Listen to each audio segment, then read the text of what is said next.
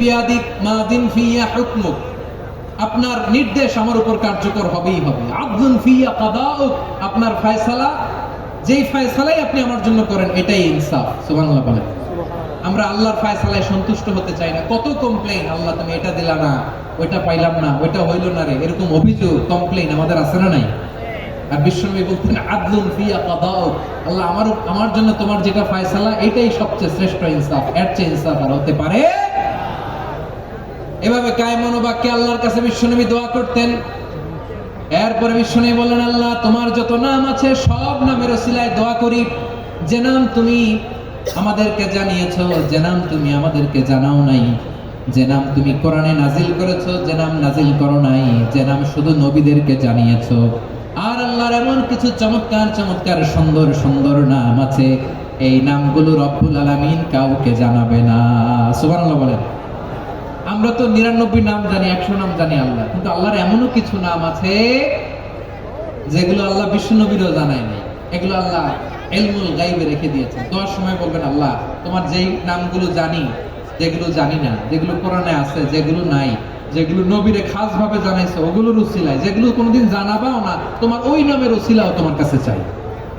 আল্লাহ কোরআনকে আমার হৃদয়ের বসন্ত বানাও, আমার বক্ষের জ্যোতি বানাও, আমার চিন্তা দুশ্চিন্তা তুমি দূর করে দাও।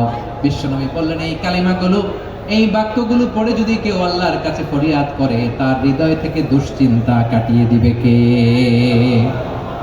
পড়বেন, এই দোয়াগুলো পড়বেন। আচ্ছা, সব শেষে বলি, ঋণের বোঝায় যারা জর্জরিত, বিষ্ণু ইসলাম চমৎকার একটা দোয়া শিখিয়েছেন। আমাদের অনেকে ঋণের বোঝায় জর্জরিত, আছে না নাই? এদিকে কেউ আছেন? থাকলে হাত তোলার দরকার নেই, থাকলে এই দোয়াটা পড়বেন। এক সাহাবীর নাম আবু উমামা, নামাজের ওয়াক্ত ছাড়া উনি মসজিদে যেয়ে বসে আছে। বিশ্বনবী বললেন, কি রে আবু উমামা, নামাজের তো ওয়াক্ত হয় না, মসজিদে কি? সাহাবী বলে, হুমুমুন লাজিমাতনি ওয়া দুয়ুন, নবী গো ঋণের বোঝায় এমন টেনশনে আছি, ঘরে থাকতে পারলাম না, মসজিদে চলে আসছে। বিশ্বনবী বলেন, আমি কি তোমার এমন একটা দোয়া শিখাবো যেটা বললে আল্লাহ তাআলা তোমার ঋণের বোঝা হালকা করে দিবেন?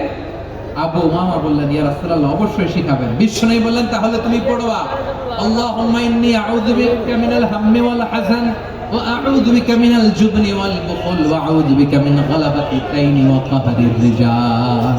ও আল্লাহ, তোমার কাছ থেকে দুশ্চিন্তা থেকে পানাহ চাই, কৃপণতা, ভীরুতা, অলসতা, কার্পণ্যতা, এসব কিছু থেকে, মানুষের কঠোরতা, আমার উপর মানুষের আধিপত্য এবং ঋণের বোঝা থেকে পানাহ চাই।